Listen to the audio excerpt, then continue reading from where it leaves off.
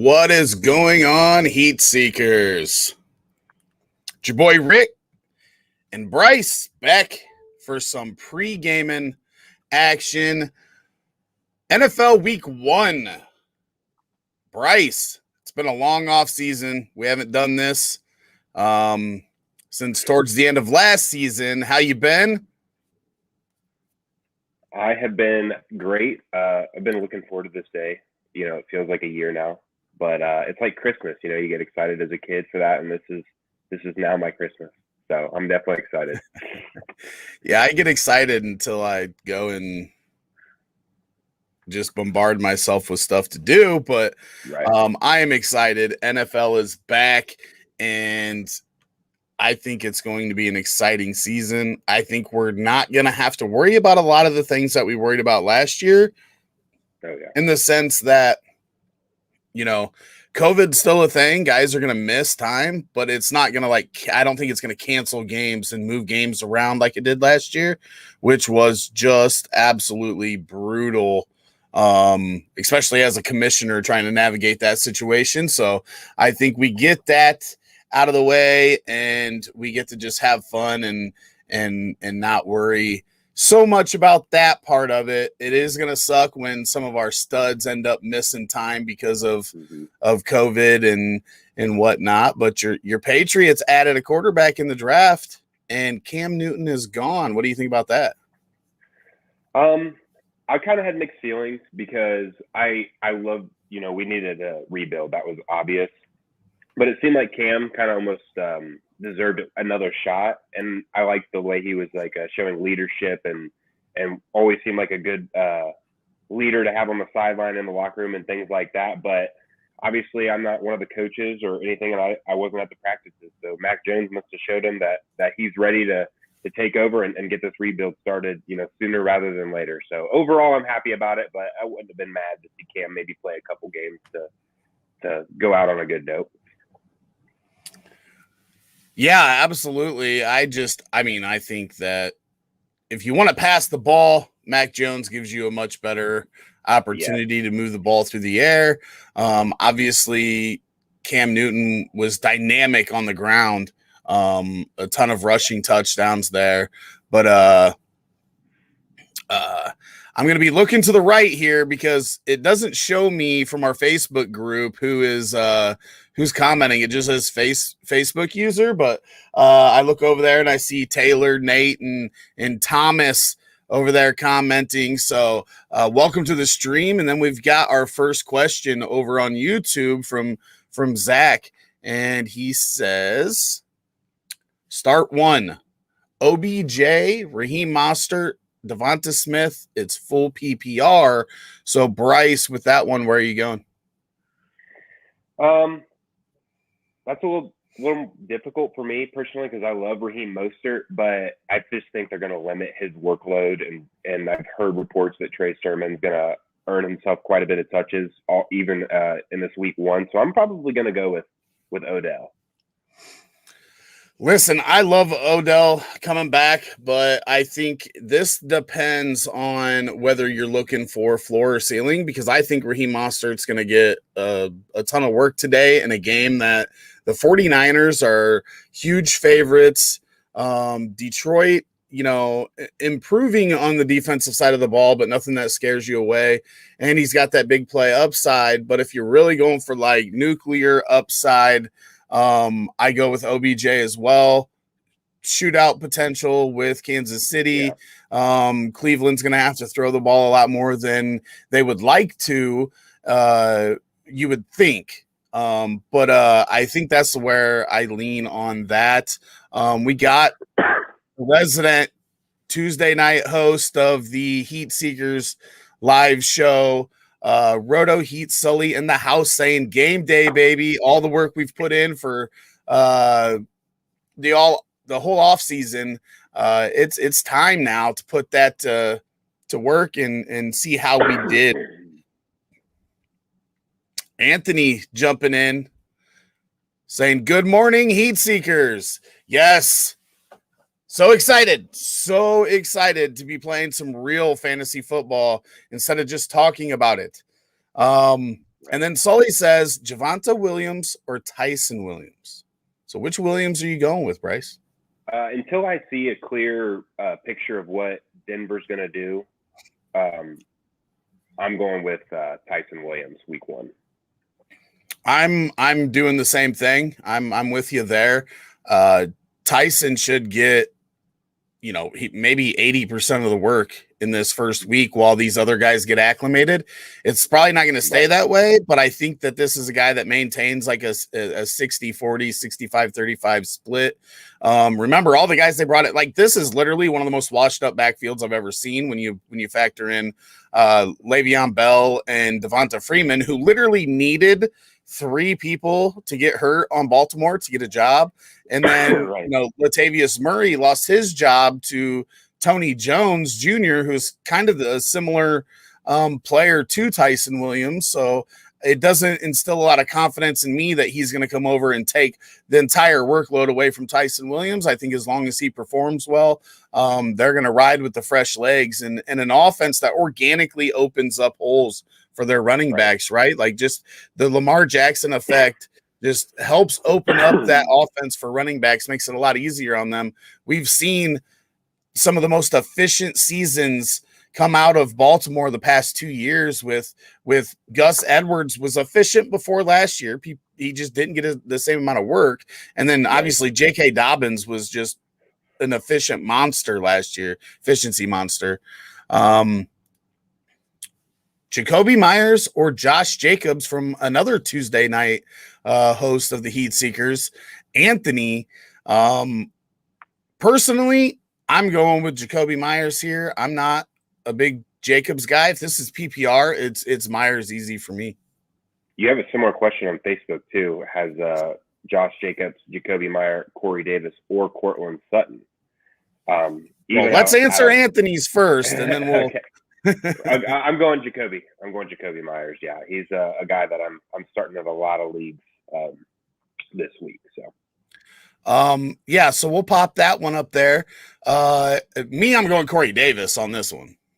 Yeah, I am too. So I even though I do love Jacoby Myers, I watched a lot of Zach Wilson this preseason, and you can already tell he's going to be looking Corey Davis's way, possibly 10 plus times just in week 1. So I'm going Corey Davis pretty easily. Yeah, I feel like this one, like I want to say Sutton, right? Sutton is probably the best receiver out of the group, but yeah. I want to see how that whole Denver situation plays out. But I agree with you. Corey Davis he might see 12, 13 targets this week, and I'll fire that up all day. Yes.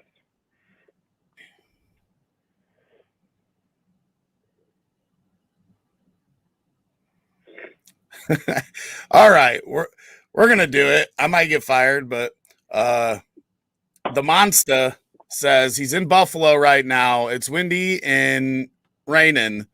Monster. Should I gamble with the Bills D, or should I stick with the Ravens? My gut says Ravens, even with injuries. Let me look here at the matchups. I can't remember. Bills against the Steelers, right? I know that. Yep. And then the Ravens against the Raiders. I'm going with the Ravens defense. I'm going with the Ravens defense as well.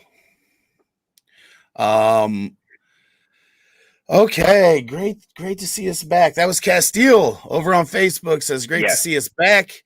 Are you going to keep an eye on Facebook for me so I don't have to keep I can. Cool. Yeah, I can tell you. We have another question on Facebook by Nate Martin. Marvin Jones Jr. or Jarvis Landry? Pop that up there. I'm going with Landry. Yes, I am too. I'm going with Landry. We know in the passing game in Cleveland that there's 2 guys that are going to command the majority.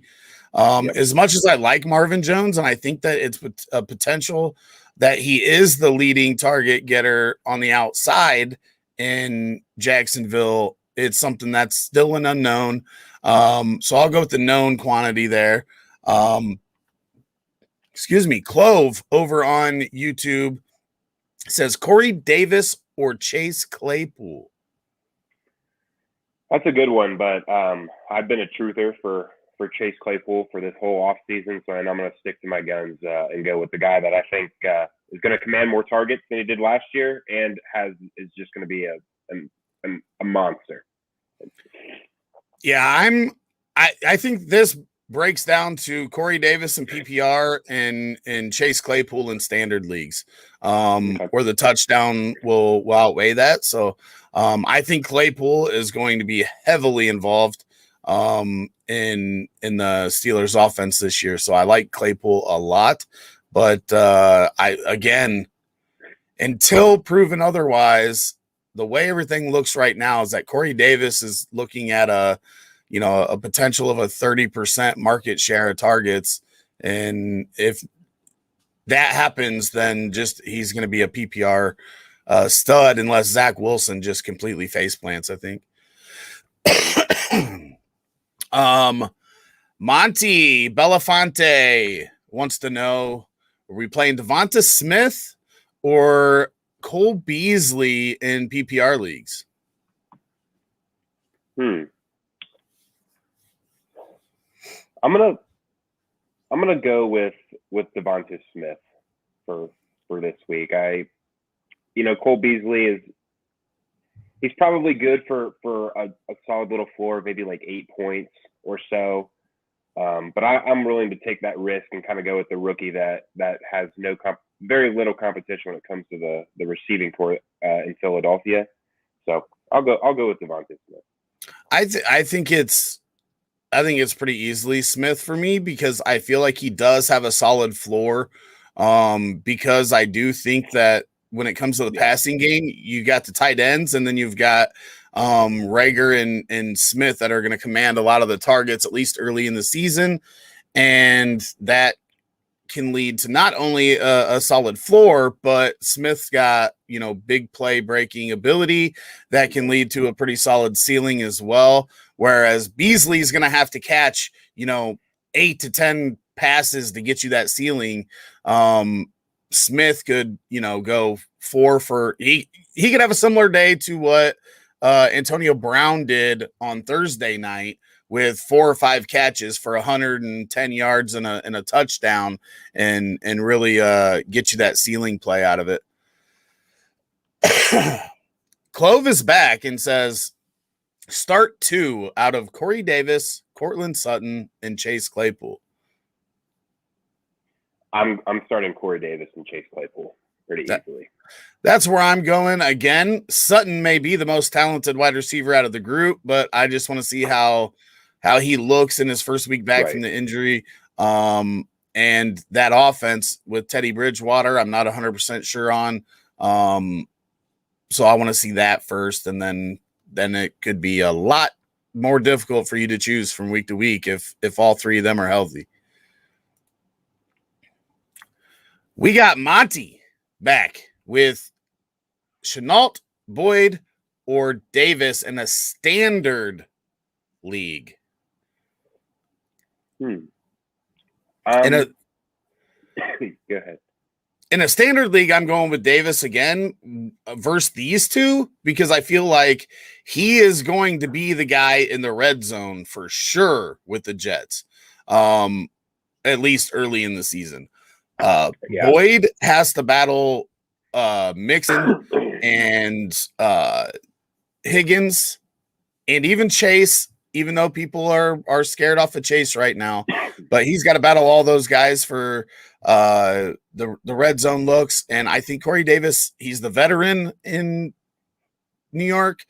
Now, when you look at the offenses, the Jets could be third out of these 3 offenses in actual red zone opportunities, but he's going to get work outside of that too. So I go with Davis.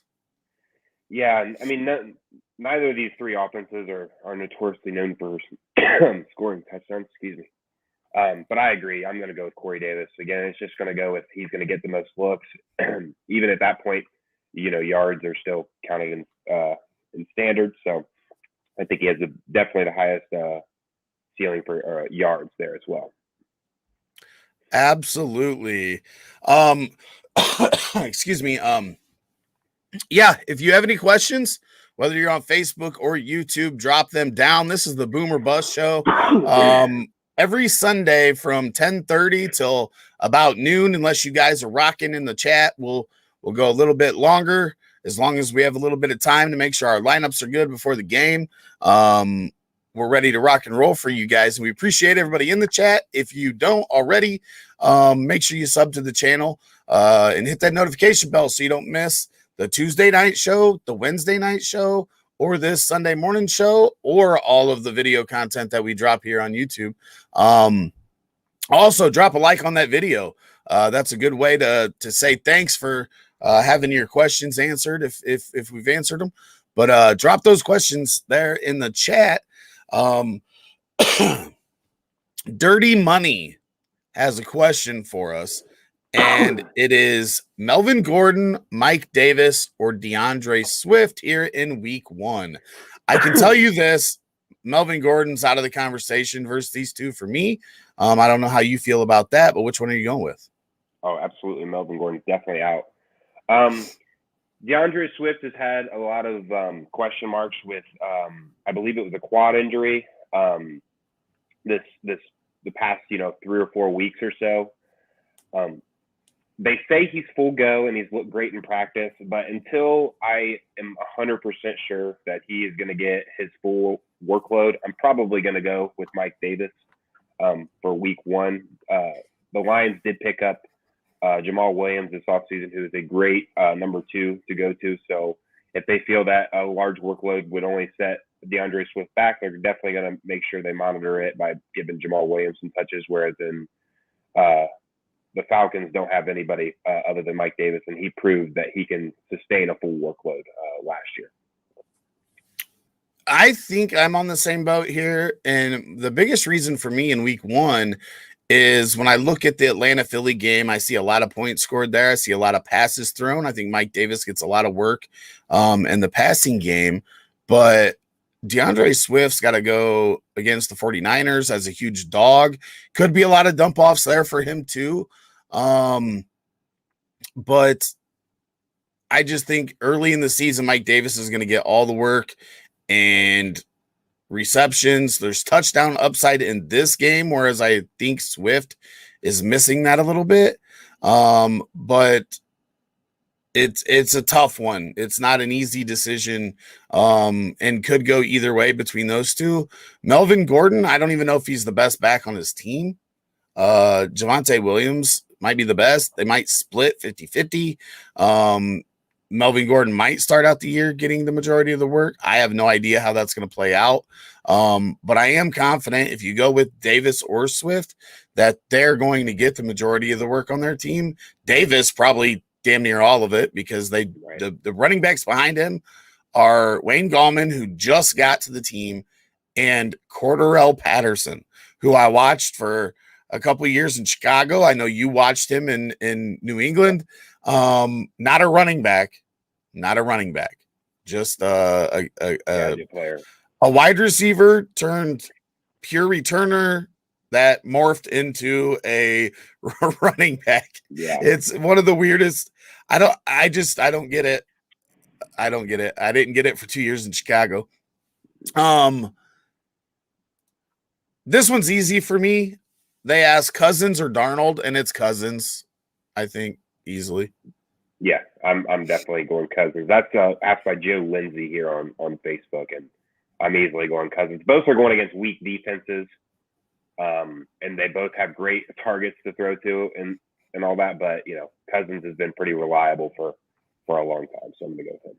Yeah, he's not exciting, but he gets the job done, and I think he's been top 8 the past 2 years at QB. I could be mistaken, but I do think I go with him. I do want to see Darnold, though. I do think Darnold, the Gase effect, I believe is real. As somebody that watched Gase in Chicago, and then seen him in Miami and what happened there, and then Tannehill leaving, and guys like Parker breaking out after he leaves, and then Robbie Anderson, the way Robbie Anderson looked last year.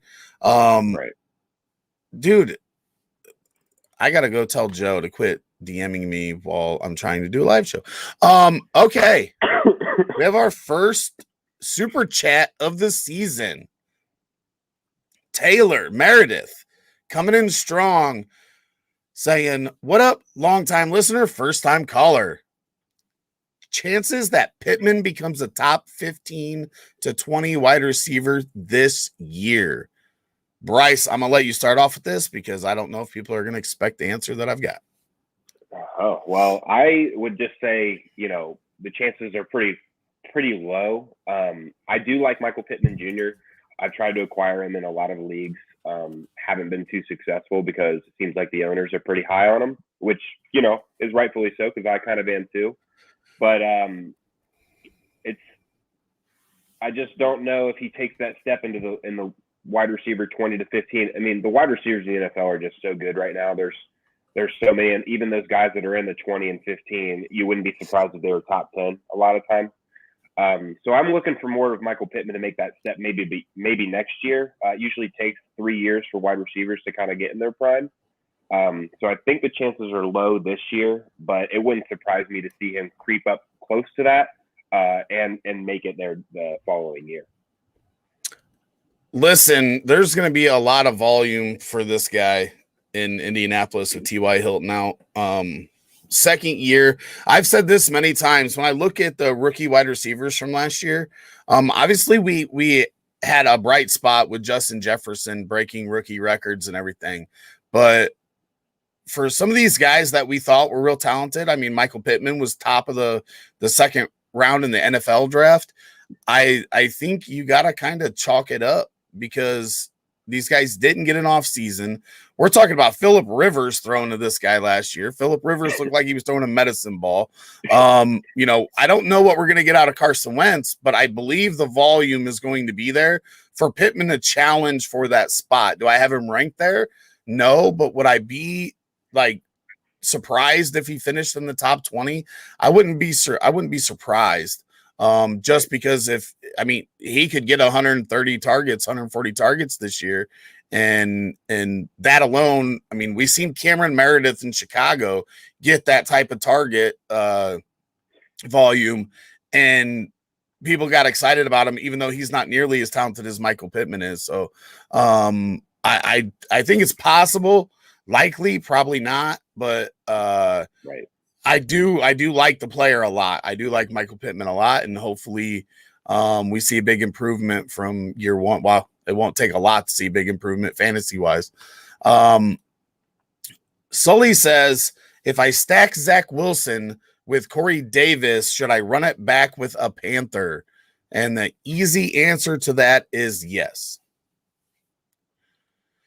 Start one.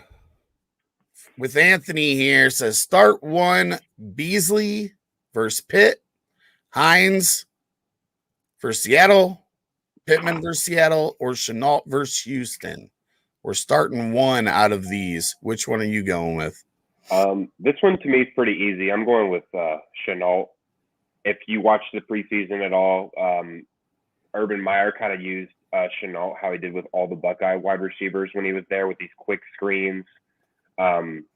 These little bubble screens. So he might be a PPR monster this year. Again, I don't know how good the touchdown upside is going to be there in Jacksonville, but it just seemed like early and often that Trevor Lawrence was looking Chenault's way. Another guy that I think kind of went under the radar last year because of guys like Lamb and Jefferson shining, but Chenault had a solid rookie year. So I'm easily going with him. It's not easy for me. It breaks down to Pittman and Chenault for me. Because again, who's taking targets from Pittman in Indianapolis? And I think this Seattle game is a sneaky shootout game too. Seattle Colts game. But in a PPR, I can get down with going Chenault. So I think we're not on the same page. Mm-hmm. I just lean Pittman a little bit. So you're gonna have to look at chat for that one, Anthony, to break the tie. I think that's our first tie of the year. Yeah, so far.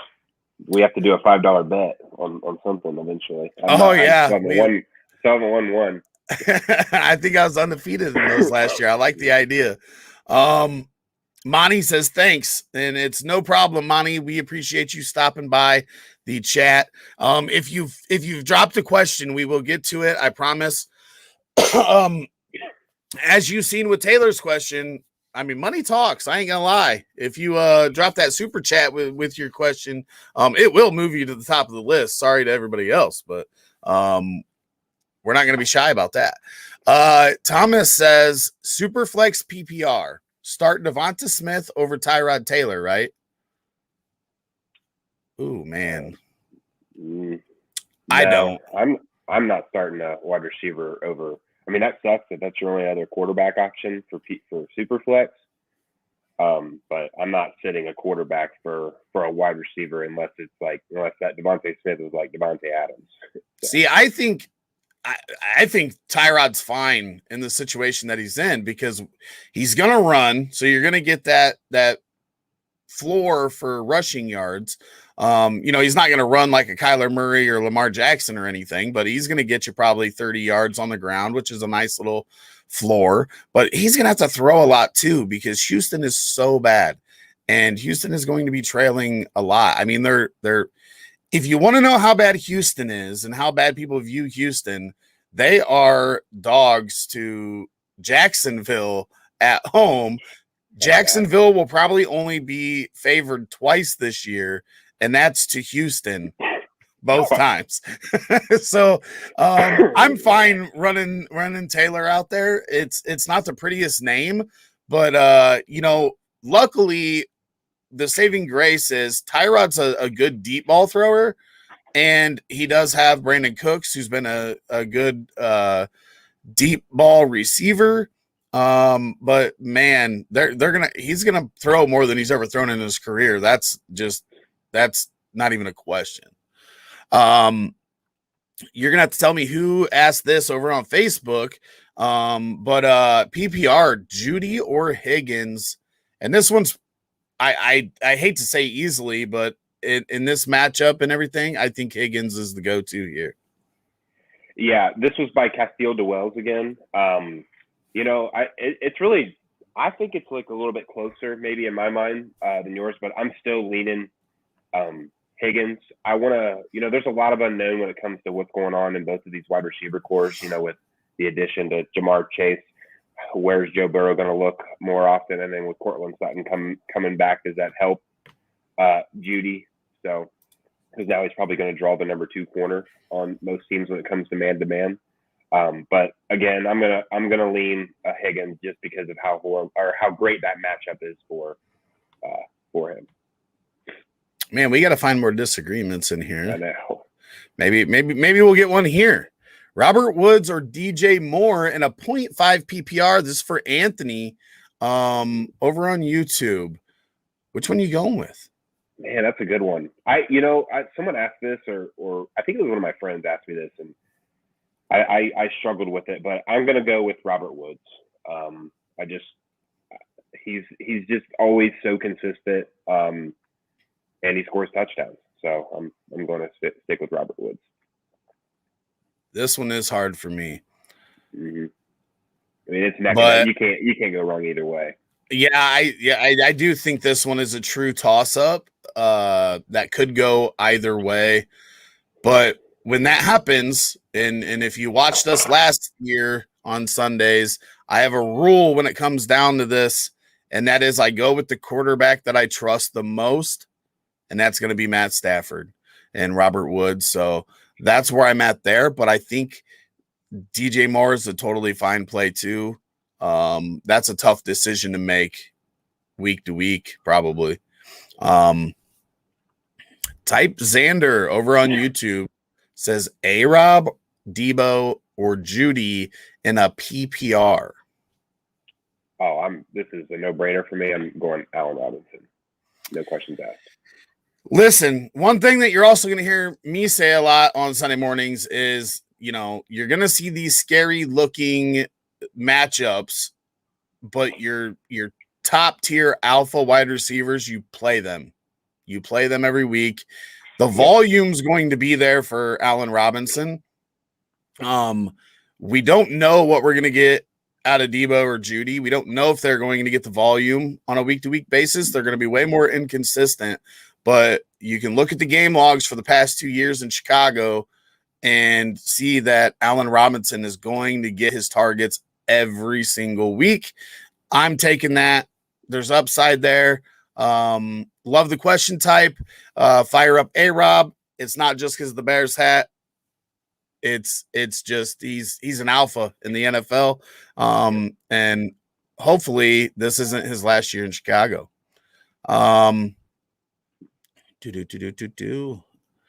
Same, we can go ahead. This same answer applies to I'm a bot with A-Rob or Boyd.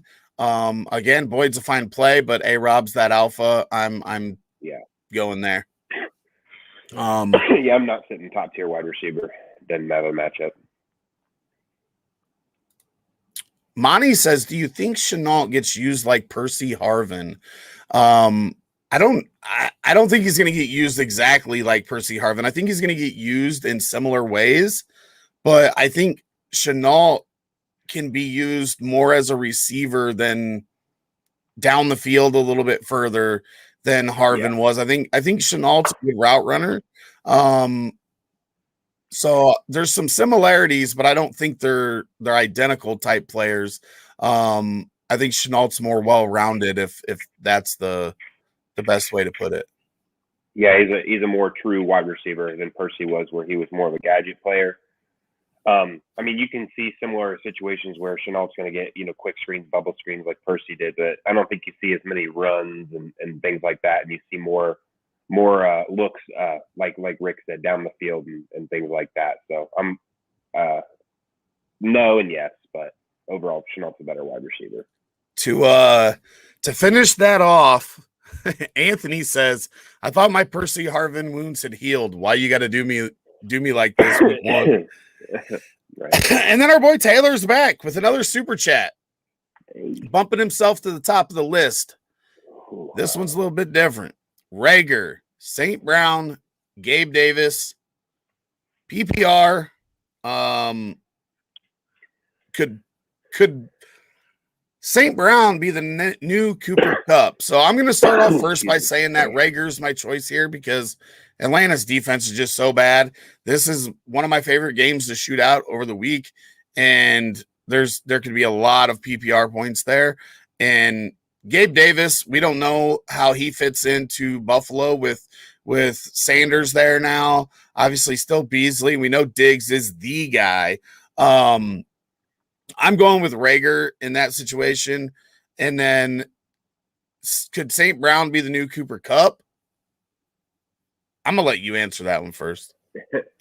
Well, I'm going to go ahead and go to the different side. I'm going to go with Gabriel Davis for this week. I mean, all three of these guys are unknown, right? I mean, none of them, they're all kind of stepping up into that year two situation. And I think Gabriel Davis showed flashes that he can sustain being the wide receiver two for Josh Allen because, nobody's going to pass Diggs up. But it is close with him and Rieger, in my opinion. St. Brown well behind.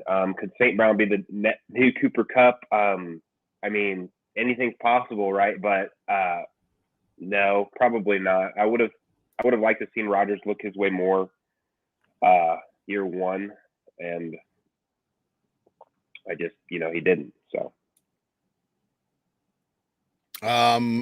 you got the wrong St. Brown there, buddy. Oh, is St. Brown the rookie they just drafted? St. Brown is the Lions rookie. Amon St. Brown, Amon-Ra St. Brown, which is Equinemius St. Brown's brother. Oh, okay. So they're brothers. You're thinking of the right family. You're thinking of the right family, but I'm assuming that's what he's talking about because ESB was released from Green Bay. Didn't make the team this year, but I didn't even see that. And he's making that connection because obviously Jared Goff's in Detroit now, and then St. Brown comes in. I'm not ready to say that he's going to be Cooper Kupp because Cooper Kupp's been really good. So I wasn't a St. Brown fan coming in. He's looked better so far than I thought. So I'm not going to rule out him being better, way better than I thought. But I'm not gonna say he's the next Cooper Kupp per se. Yeah, it's hard. That's hard to compare a rookie coming in and being such a a top. I would consider Kupp a kind of a top tier wide receiver, and it's hard to compare those right away. So it's going to be fun to see him in Woods with Matt Stafford. I think it's going to be real fun. JT Movin over on YouTube says, and Taylor, I want to thank you again. Thank you very much for supporting the stream. It is appreciated, and hopefully you found our answers to be sufficient. JT Movin says, is Russell Gage a good start? Yeah, I think so. I don't feel uncomfortable putting him in any of my lineups this week. He is now I would assume the clear-cut number 2 wide receiver on that team. Maybe not the number 3, probably the number 3 option behind Kyle Pitts and Calvin Ridley. But Matt Ryan has been able to sustain numbers for 3 people for a long time now. The Falcons defense is still probably going to be bad this year, and they're probably going to have to throw all 4 quarters with a lot of focus going on those top 2 guys I just mentioned. So Russell Gage is going to be a guy that's going to probably have a decent little floor, but he also is going to have a couple games this year where he's going to blow up. Yeah, I think he's a fine start, and agree with pretty much everything that you said. And Atlanta's going to throw the ball a lot, and we've talked about that Atlanta-Philly game. 2 secondaries that can just be feasted on in the passing game. So I think he's a great start this week, and that game I think is going to be one of the more fun games of today. Okay. I'm dropping our Discord link too. There's a lot of action going on over in Discord. Join that if you want to chat with a couple hundred people every day of the week. But every Sunday morning when you have these questions, if you miss us here or something else pops up, you can always go in there, and the Roto Heat team is in there answering questions all the time. Type says, We've answered that one. So I think he put that in there twice. Yes, guys, we go straight down the list, right? I've got the list of all the questions popping up here. We go straight down the list. We will get to your question, I promise. Just give us a little bit of time to answer those ahead of you. Unless you're Taylor and you're a baller and you just drop a bunch of super chats and get yourself moved to the top of the list. Lucid Venom, I think, is what that is representing.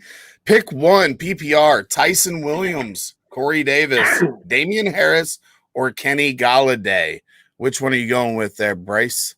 I'm assuming we're probably going to be on the same page again because we think he's going to get a ton of targets, and it's just I'm going with Corey Davis.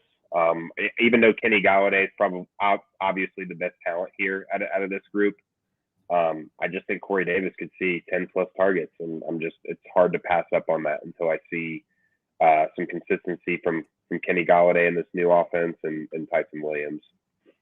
I do agree with that. I think Kenny Galladay's touchdown upside may be a little bit higher, so that bridges the gap, but he's also a guy that could get 8 targets, 10 targets. So it's between those two for me. Tyson Williams has a pretty decent floor to start the season, I believe, as that running back in Baltimore. But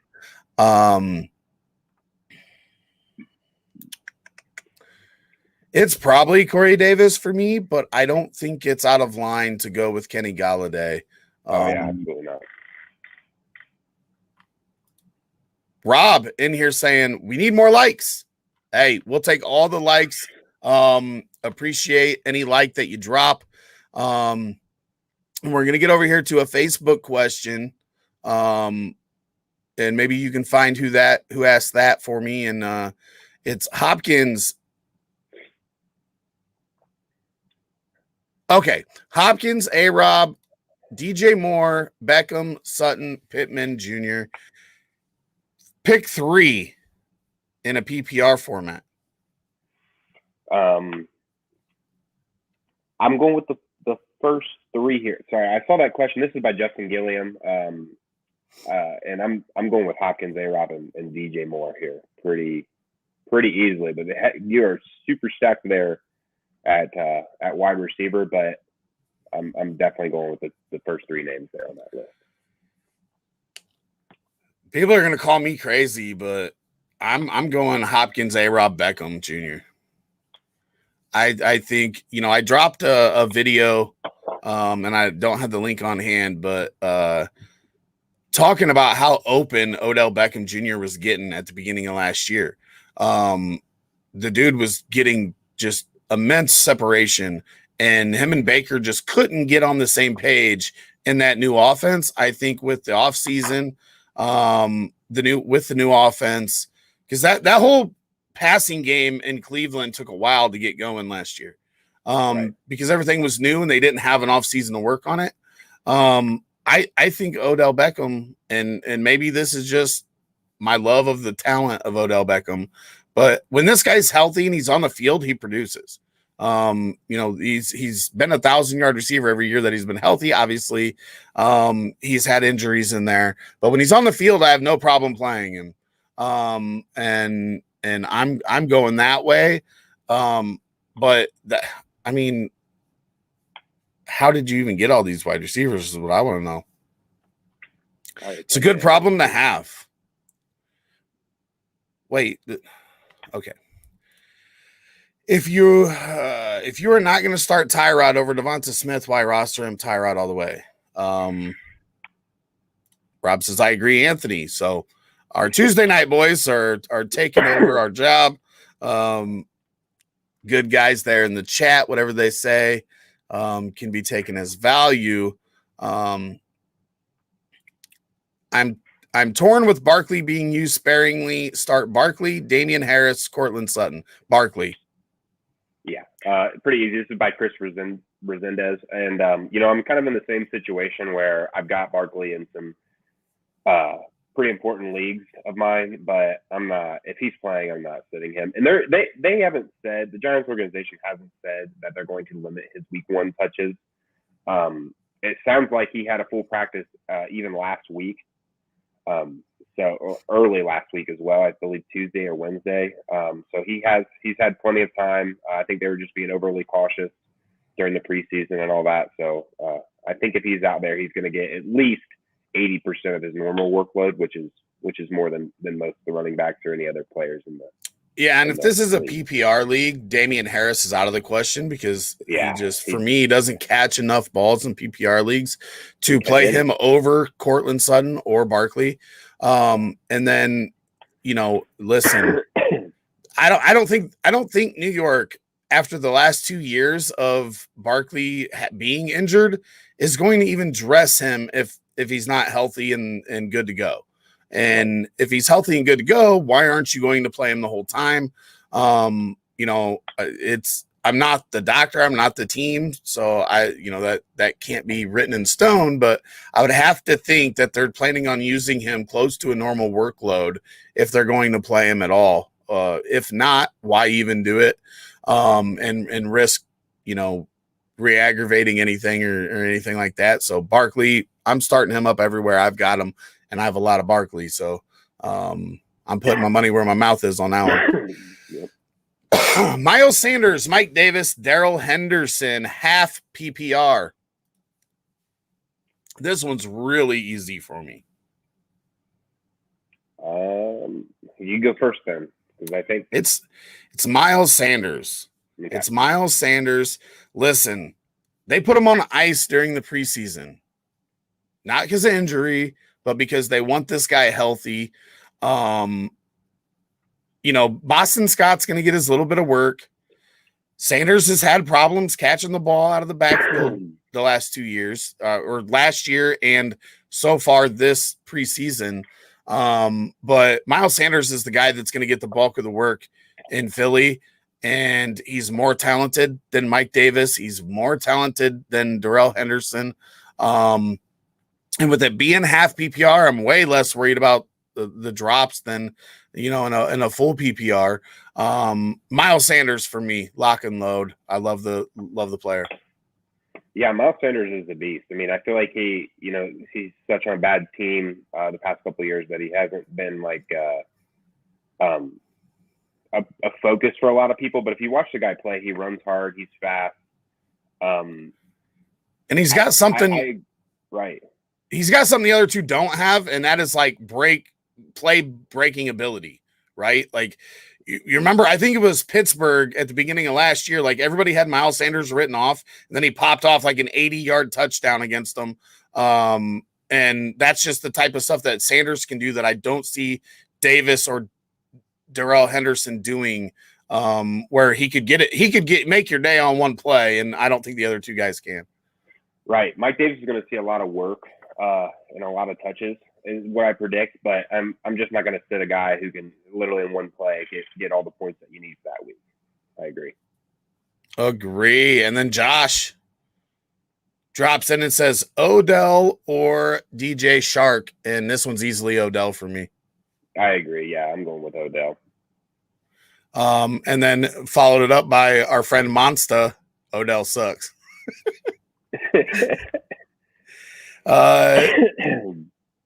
Roto Heat Sully is telling Taylor thanks.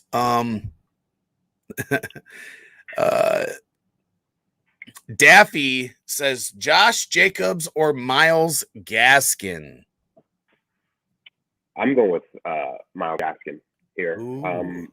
I like Josh Jacobs, but I almost compare him to, because he, all that hype last year where he wanted to, be more active in the passing game, and he just wasn't. I mean, and that's probably just because that's just not his strong suit. He's a strong runner, and he's very good at running the ball, but he's just not a guy that I think has the ability to kind of catch the ball in the backfield like Myles Gaskin. Even though I do think Myles Gaskin has kind of a rougher week one matchup, but the biggest weakness in the Patriots defense is for sure their run defense. So he could be in still for a big game when it comes to on the ground. So I'm going with Myles Gaskin. Yeah, I mean, and Jacobs has a tough matchup too with Baltimore. So it's not like he's got a good one. It's funny because the other day I said that Josh Jacobs is just kind of a glorified Damian Harris, right? Like, right. Yeah, absolutely. If they fall into the end zone twice, it's gonna really hurt you. You're gonna feel the pain of not playing them, but they can rush for 110 yards and it doesn't kill you because they might only have 11 points.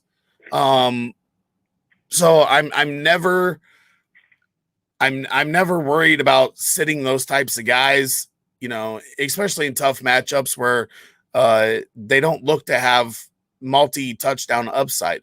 Not only that, but Kenyon Drake has actually been really good in the red zone over his career. This is the most competition Jacobs has had from a running back in the red zone. So how is that going to play out? Gruden has been gushing over Kenyon Drake, whether you like him or not.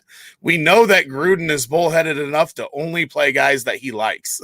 And that's the scary part there with Jacobs as well, is how much is Kenyon Drake going to play into this? We know he's going to be the pass catcher because they've been moving him out wide and all of that. But if he takes any of that red zone work, that makes it even tougher to play Josh Jacobs on a week-to-week basis.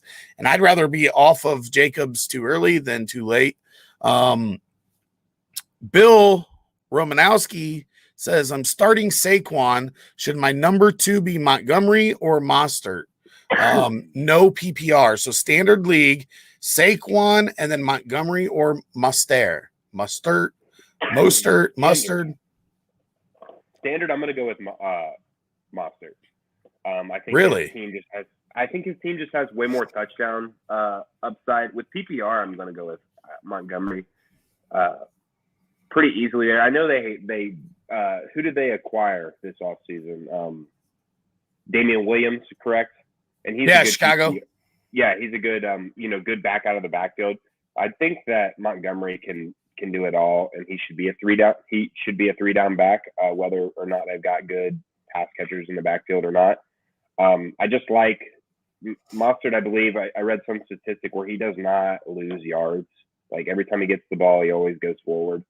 He never gets tackled for loss, and he's got that big playability as well. I just see him having way more touchdown upside, and that's what I look for in no PPR leagues.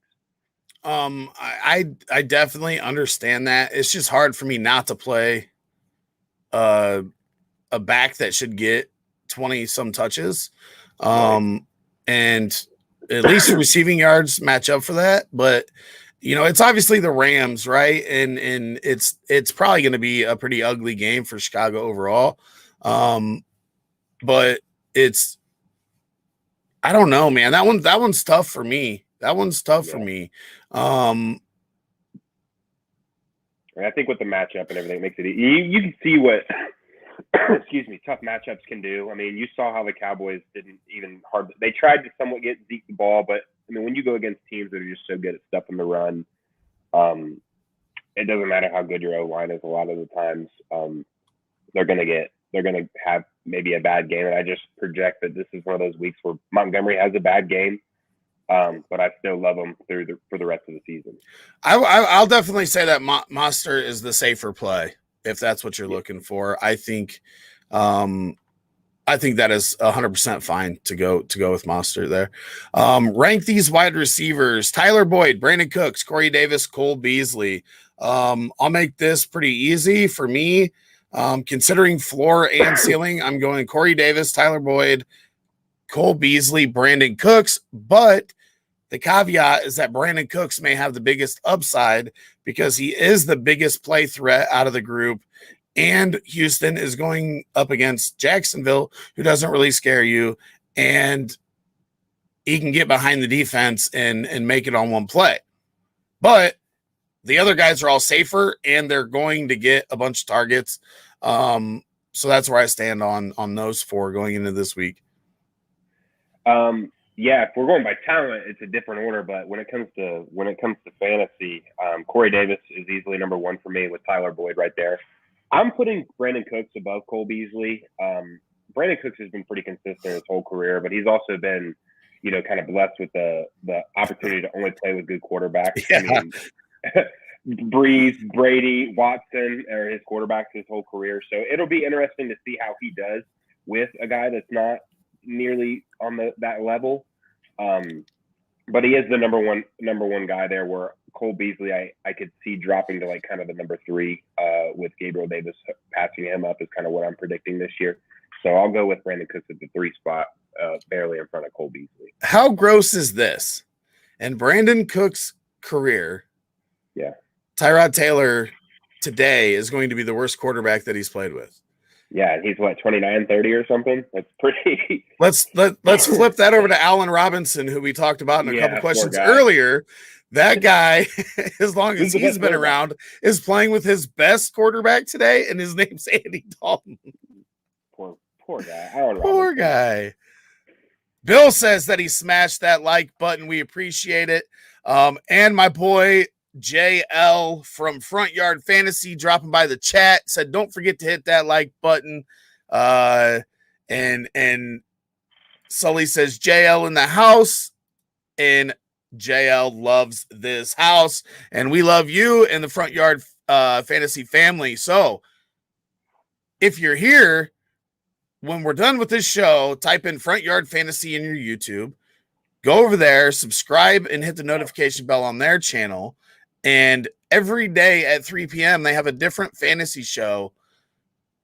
I'm telling you guys, it's one of the funnest shows that's out there. Actually, it is the funnest show that's out there.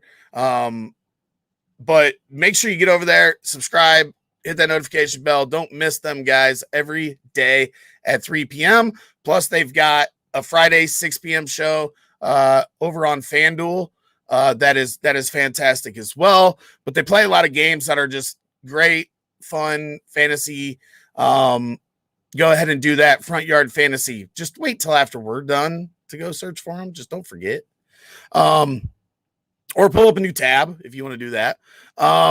Anthony says Dallas Goedert or Noah Fant in a standard scoring league, non-PPR. Standard scoring. I think I'm going to go with the I think Noah Fant is, in my opinion, the better talent.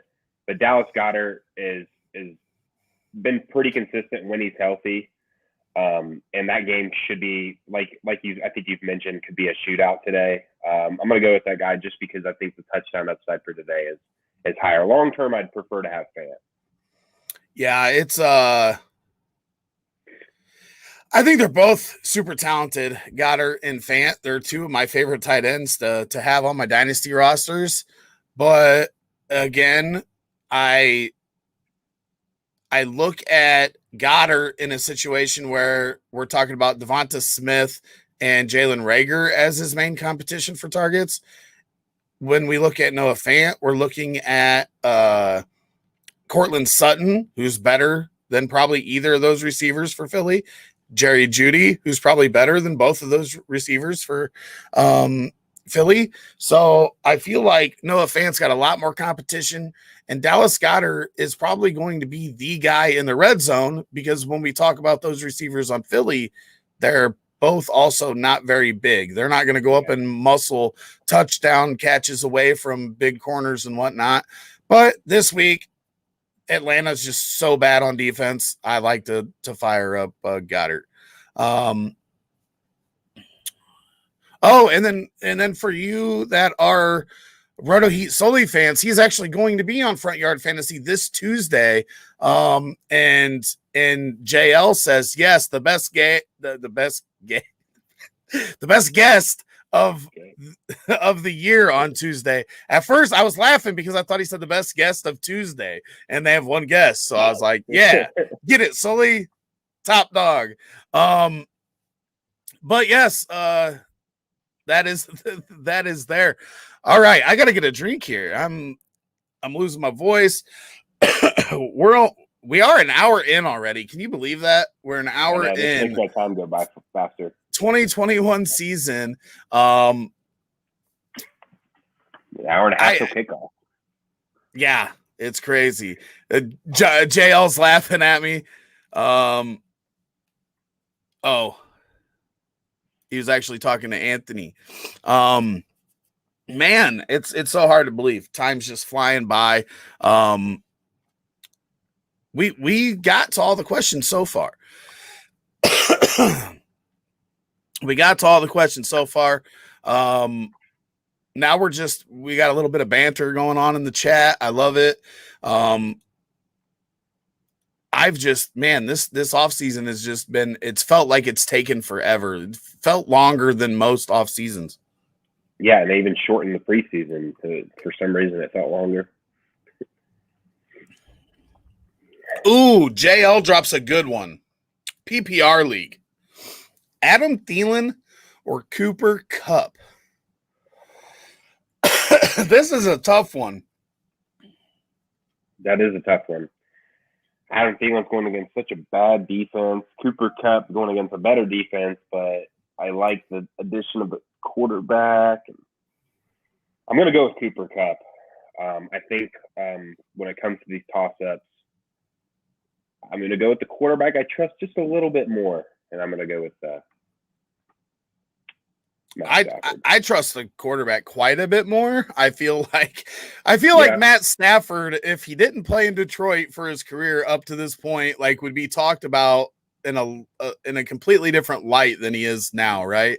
And right. I think that he's uber talented and got wasted in Detroit. I mean, hell, he had one of the best wide receivers of all time, and they made him retire early because that's just what Detroit does. I'm also going with Cooper Kupp. I think he is more talented than Thielen, and the only reason why we haven't seen that is because of the quarterback play.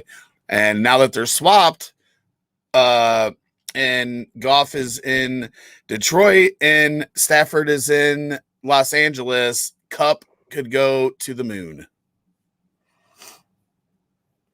The resident Vikings fan says, I'm going with Thielen. Part of the reason is that we know McVay, like if he could just throw every play, he'd probably do it. We know that in mini, if they could just run every play, they'd probably just do it.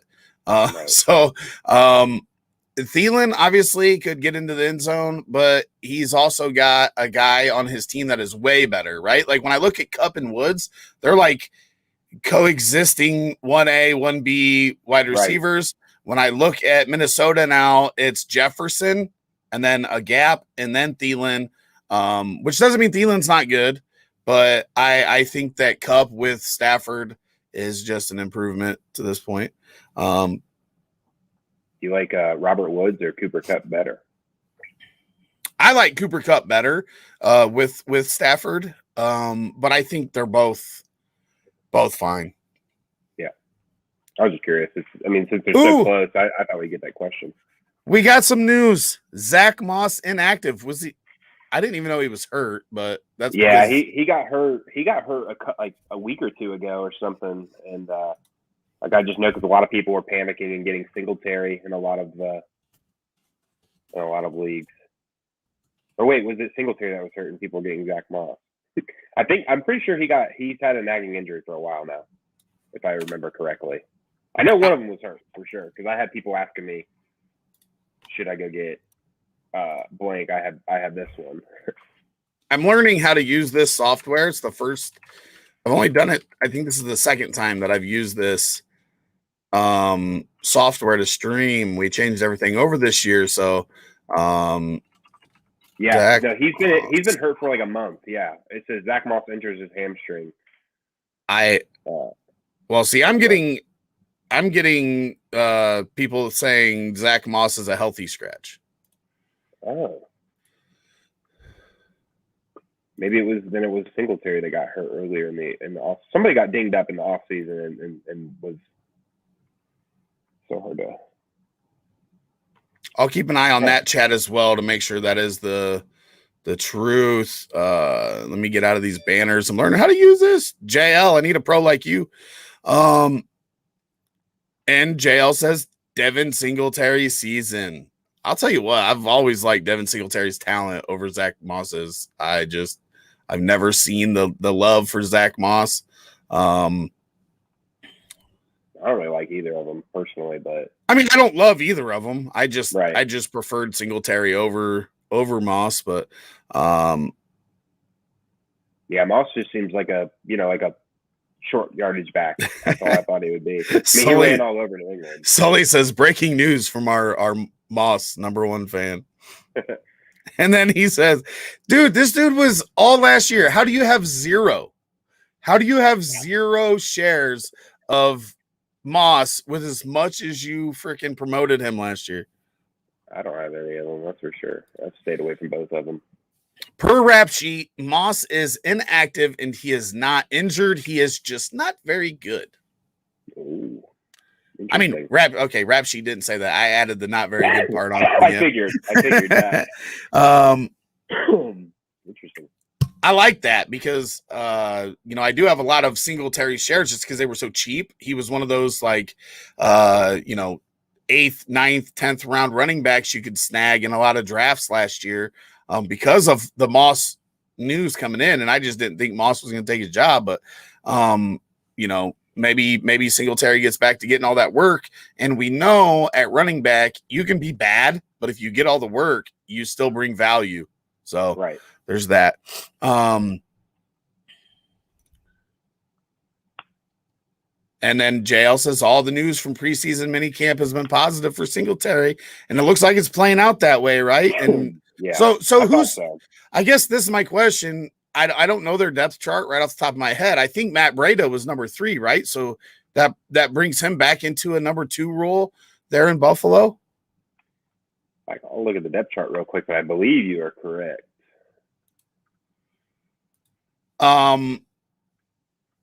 Connor says Eckler or Thielen in PPR. This one's easily Eckler for me. Yeah, but there are reports that Eckler is going to be on a snap count today. Like legit reports, or because it was I read an article on ESPN, so it did say that he is more than. Let me make sure. But I think that he's had his nagging injury. This injury's been nagging him for a while. Okay, from CBS Sports that I read. If there's legit sources saying Eckler's on a snap count, then I would sit him for Thielen. If everything looks that Eckler's full go, then I'm on Eckler's side easily. As of 2 hours ago, Eckler is full go. So full I'm go. usually going Eckler as well. Yep, that's for me and Rappaport on Twitter. Cool. That's where I'm at. Anthony says I said Moss over Vaughn, and here we go with Buffalo having Singletary and Breda in the backfield, and he's a healthy scratch. At least Vaughn has Ronald Jones, Fournette, and Bernard ahead of him for his healthy scratch. You think Matt Breida's a healthy scratch or no? No, I'm saying Matt. Okay, that's the backfield in Buffalo that Moss can't even get on the field. Yeah, that's pretty bad. Yeah, Matt Breida is now the number 2. You would assume. The next guy man up for them is Taiwan Jones. After that, Breida always has upside if he gets touches, right? Because he's a home run hitter, but he's not efficient. He's not efficient. Right. Like outside of his big plays, he's a very inefficient running back. So that's the issue with him. And despite everybody just thinking, I don't know why, that Breida is a PPR back, like he's never been a PPR back. So he's got to hit that home run. And on limited touches, I'm not excited about that. I'm not excited about the running game anyway. Josh Allen's going to run in the touchdowns. He's going to throw the touchdowns. He's going to just capitalize and hold all the touchdown equity in Buffalo. Yeah. I think eventually that team will address it to take that next step, like to get past, teams like Kansas City. They're going to have to get a running back. Okay. Team playing against, but. Sorry, I didn't mean to interrupt you, but this is a big deal. First off, take it to the his. He says, happy Sunday, everybody. Best of luck to everyone. We appreciate that. Good luck to you as well. But this news is big. Trey Sermon, a healthy scratch. This is another one I've been saying all off season. Trey Sermon being overdrafted everywhere. Obviously, this is a rookie's first game, and that could be part of it. But I'm not a huge fan, but this Mostert's a slam play this week. We debated it a little bit earlier. Without Trey Sermon in the equation, when we know he's not in there, we know Jeff Wilson is hurt. I need to know who's active on that team. With they released Gallman. Hasty. I bet Hasty's the number 2 now. Hasty, right? Is Hasty the number 2, or what about Elijah Mitchell? Is he healthy? Is he active when Sermon's not? Like, what is going on with that situation? Anthony Leone, you're the resident 49ers fan. What's going on in that backfield without Trey Sermon active? I know Mostert's going to get like the majority of the work, but he says Hasty is for sure number 2. Mostert is such a better play. I'm gonna go ahead, and if you guys see more inactives, let me know, and I'll. Hey, I've got Mostert in the Grand Prix, so I'm. This makes me happy. I feel like I've only, I haven't really kept up. I live here in Ohio, and I liked watching Trey Sermon. I thought he looked good in the big games and all that. And I thought he'd be a serviceable running back in the NFL, and they drafted him pretty high. And I feel like everything I've read is all good. So I wonder like why. I said, this is also week 1 of a rookie's season that could play into it. But I feel like if he looked even decent, like if they had any sort of confidence in him, he would be active right now. And that would make me nervous as a 49ers fan, to be honest. Yeah, I mean, I'm one of those people that drafted Sermon, in a lot of leagues, like kind of early second. Never really reached further than that for him, but mid to early second. But in a lot of those leagues, I have Mostert as well, so I just kind of wanted to handcuff. It's interesting to see that he's a healthy scratch, especially since, like, if you look him up, all the articles are like 49er coaches raving about how good he is. They don't ever put anything negative about rookies, except Jamar Chase, who dropped everything.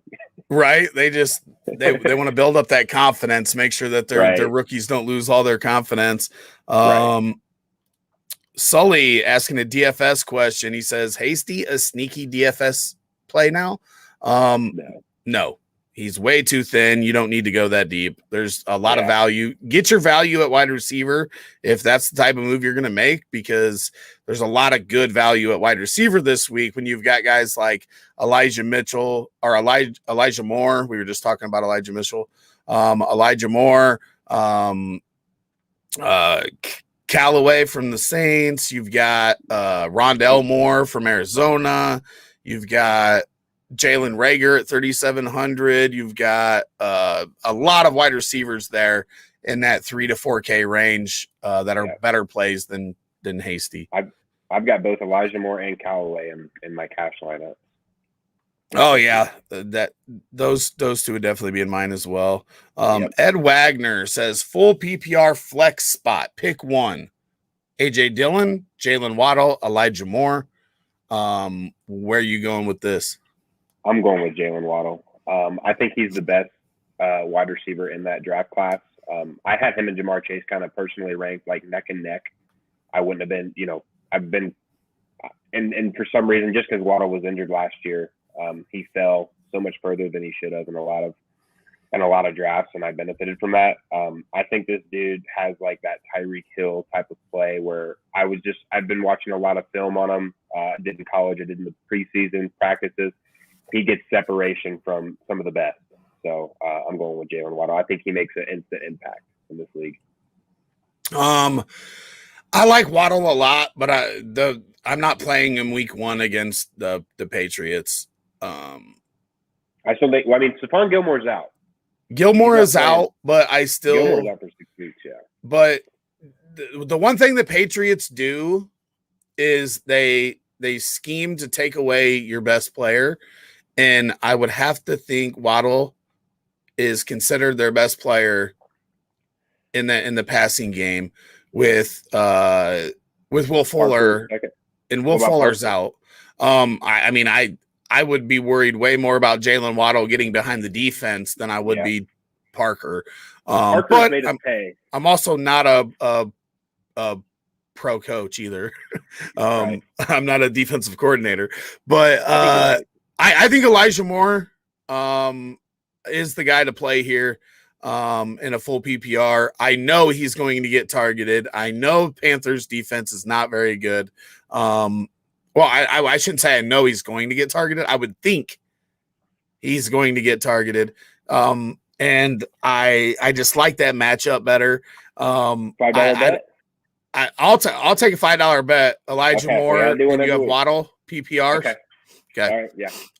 That is our first bet of the season, and let me tell you, I am undefeated against Bryce. So if you've got the Waddle or Elijah Moore decision to make, you might want to go with Elijah Moore. Yeah. Anthony says Moore. And Keelan Cole is inactive. Good for Davis and Moore. I just saw that news, so if you want to back out and change it. No. I didn't figure you would, but Wayne Gallman inactive for all you Mike Davis managers. I don't even know who the backup running back in Atlanta is. I was trying to think, because they Ollison's gone, and then that other little Ito Smith guy's gone. It used to be Brian Hill. Do you remember him? I don't think he even is rostered anymore. Brian Hill, I don't know where Brian Hill is. I have no idea who the number 2 is. They drafted Hawkins, and he's gone. He's now with Tennessee, I think. I don't know. I don't know who the guy is there. Is it Corduroy Patterson. Corduroy Patterson's their backup running back. Oh man, that's rough. I was like, I just looked it up at Corduroy's number 2 right there. That's funny. Oh, It man. had Wayne Gallman as number 3 on the actual Falcons, like Well, in the ESPN. And I understood that because Gallman just Right. got there this week, right? So I understood that. But, yeah. Corduroy Patterson, another NFL coach that wants to give Corduroy Patterson goal line work. How about that? Mike Davis might be. he's a great like redraft guy for this year, I think. Yeah, he's going to get so much work. He's going to get so much work. And then to top it off, Matt Ryan might throw 65 times today. That's not an exaggeration. If Jalen Hurts plays well, Matt Ryan heaves the ball up a billion times. Fire up Calvin Ridley, folks. He's my favorite. Well, it was Sully's favorite last year, and he was very, very correct. Dude, Calvin Ridley has been my favorite since he was a rookie. He's so good. Yeah. Timothy Park over on YouTube says OBJ, Marquise Brown, Kenny Galladay, or Tyson Williams in full PPR. It probably auto-corrected. Yeah, it's definitely PPR. You go ahead. I think we're on the same page. I'm going OBJ. Yeah, I am so. OBJ. It's not like super far, but I'm OBJ over Galladay, but it wouldn't kill you to start Galladay. I mean, it's not. Yeah, it's definitely those two for me in PPR. I like Williams for floor, right? Like if you said, "Hey, my roster's real good. I just don't want a zero from that position." I would be fine playing Tyson Williams. But if you're like, hey, I want the chance at the 25 bomb, I feel like Odell Beckham or Kenny Galladay give you the best chance. And I just like Odell's quarterback more. I like his team more. And they have that game environment that could just be both quarterbacks throwing 40 plus times in that game. Right. Absolutely. There's a lot of games today that could be high scoring. He says that he has Zeke and he needs Boom. I put up the wrong one. He says he has Zeke and he needs the OBJ. Boom. So that's OBJ for me. That is OBJ for me then. And Roto Soli says a full pot league sounds fun. Canadians. Gangsta Boy YouTube says, yo, what's up, bro? I'm struggling to choose who to start, Marquise Callaway or Devonta Smith. This is a tough decision because Callaway looks to just get a ton of volume from Mr. Heave-Ho, Jameis Winston. We know he's capable of sustaining 2 wide receiver ones, and with Mike Thomas out, I don't know if I'm benching Marquez Callaway for anything less than a top tier wide receiver. He might be putting up numbers like that until Mike Evans comes back. Yeah, it's a volume play for me too. But the other thing is Devonta Smith is also behind the ball a little bit, right? He's missed most of the preseason. And Callaway has been there. I go Callaway as well, even though I don't love it.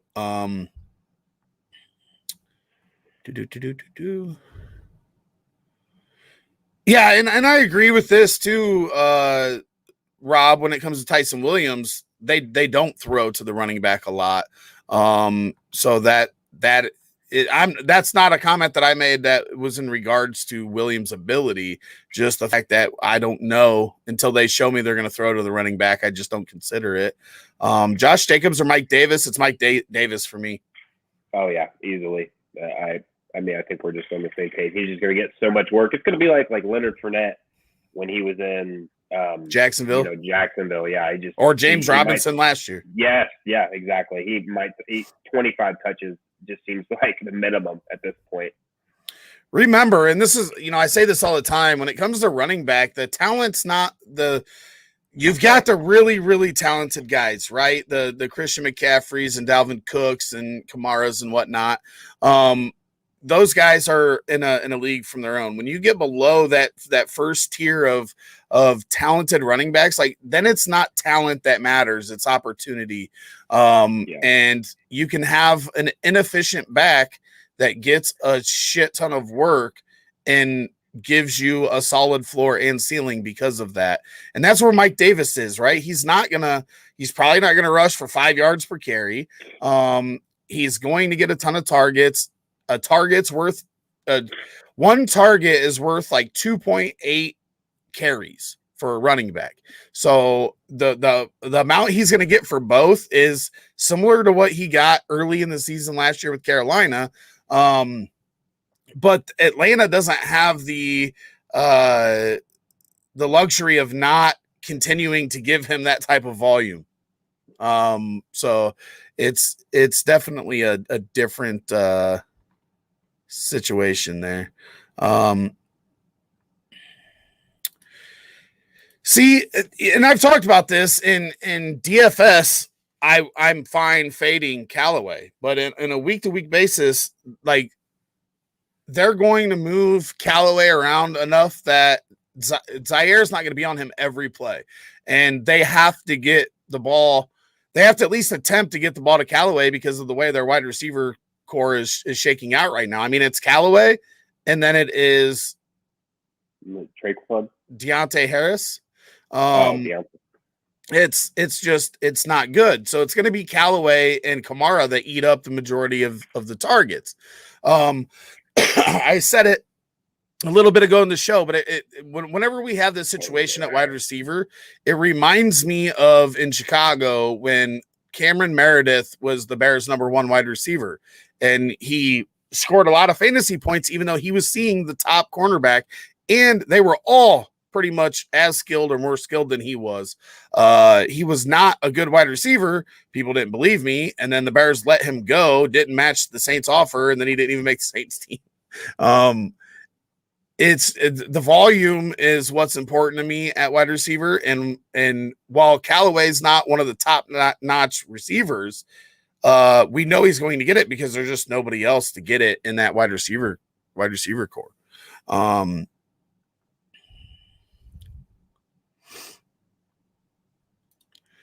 Yeah, Anthony's asking with Callaway so cheap, why would you fade him in the reason is because you can get leverage on the field that way, right? Like if 25, like he might end up being 20 to 30% owned. If you fade him, wide receiver position just in general has a bust rate higher than anybody but tight ends. There's so much variance there that no matter what matchup a wide receiver has, there's a potential for a bust on any good. Just look at the game logs for your favorite wide receivers. Most of them are more inconsistent than you would like to admit. So you get leverage if he comes in even higher than that. Like let's say he's comes in 30-35%. If he does bust and only scores 10 to 11 points, but you fade him and you play like let's just say an Elijah Moore, and he scores 16 points for around that same dollar point, you gain a lot of leverage on all those 35% of the lineups that have Callaway in them. So in DFS, you're not necessarily saying, I don't think this guy is going to score fantasy points. You're saying if he doesn't and my guy does, I gain leverage on a huge field of people. So for example, there's a lot of plays in DFS that I wouldn't play that I would lock into any weekly lineup because I think they're going to be good, but I don't have to worry about the, 3,000 other people or in the Millie Maker, the 300,000 people that are going to have him in the lineup. Right. In cash lineups, he's going to be 70% owned probably. But oh yeah, and that's fine. I throw him in a cash lineup, no problem. Yeah. Because I don't that doesn't bother. I'd fade him in GPPs probably for the reasons you just explained. JB, port credit, long name. Need to pick a flex, 12-man PPR. Josh Jacobs, Jarvis Landry, or Melvin Gordon. PPR, I'm going Jarvis Landry. Yeah. Well, we're in agreement. I mean, that to me is pretty easy. It's kind of sad that Josh Jacobs is at this level now because I feel like last year he had way more hype around him. But he's only a running back. He doesn't catch the ball enough out of the backfield to sustain enough value for me to sit him or start him above guys like Jarvis Landry, who are consistent, have great floors, and they have a decent ceiling as well. Sully says Packers DST is juicy today. I agree. I mean, I want to play defenses against Jameis Winston, but despite that being true, we know that Jameis Winston also produces fantasy gold. He might throw 5 touchdowns. He might throw 5 touchdowns and 5 picks. You know, 30-30 club, baby. Anthony says, I think Callaway is almost a must start in cash. He is. He's like, when you're looking at ownership, Callaway is a must in cash. Whenever I talk, I'm talking GPP because I'm an idiot. There's a lot of must starts in cash today. Like Pitts is one. Kamara. Yeah. If I'm starting a cash lineup, my first 2 in are Kamara and CMC. I'm plugging them in because there's so much value. I've got Callaway. Dalvin Cook. I've got Dalvin Cook, Kamara, and CMC in my cash lineup. You can play all 3 of them. You can play all 3 of them in a cash lineup today. And then Pitts is going to be the popular one at tight end. Yep. And Callaway. QB. Yep. Yeah, I mean, I probably go. I'm probably plugging in if I can get to Jalen Hurts. I'm probably playing Jalen Hurts in my cash lineup with that floor of rushing. But Matt Ryan or Burrow in PPR. I think I'm going Matt Ryan. Yeah, Matt Ryan. I don't understand why he gets ranked so low every year. He has been so consistent of just being a top fantasy quarterback year in and year out. Yeah, he might have a game or 2 every year, but he just throws the ball so many times. He's always has great weapons at his disposal. It's a guy. He's like a guy I target in a lot of the redraft I go because people just keep passing up on all these, or people just draft all these quarterbacks, and guys like Matt Ryan might only score less than 20 points the whole season and then go 6 rounds later. So it's just valued. I mean, it's an older QB versus a younger QB situation where people like the shiny new toy. I love Burrow. I love Burrow, but I'm looking at this Atlanta Philly game as one of the probably 2 to 3 games that have a chance to really just bang out today. And I think that Matt Ryan's going to throw a ton. I think he's got Calvin Ridley. I think he's got the best talent, the best wide receiver of the 2 at this time, right? Maybe Higgins gets there, maybe Chase gets there and passes Ridley, but right now Ridley's the best wide receiver out of Cincinnati and Atlanta. Matt Ryan's pretty easily my choice there. Man, you know what? I'm looking at this ticker and I'm going, this is really all we've got for week 1. And then next week it's going to be blasted with inactives. Yeah. Well, I think we're going to call that a day. We've got all the questions answered. We appreciate everybody that dropped by. If you are new here, make sure you hit that like button and subscribe. Hit the notification bells. Here at Roto Heat, we go live every Tuesday night at 9:30 Eastern with the Dynasty Heat Seekers show, talking everything Dynasty, letting you know what you should be doing with your rosters week to week. Wednesday night is the Fantasy Inferno for redraft fellers.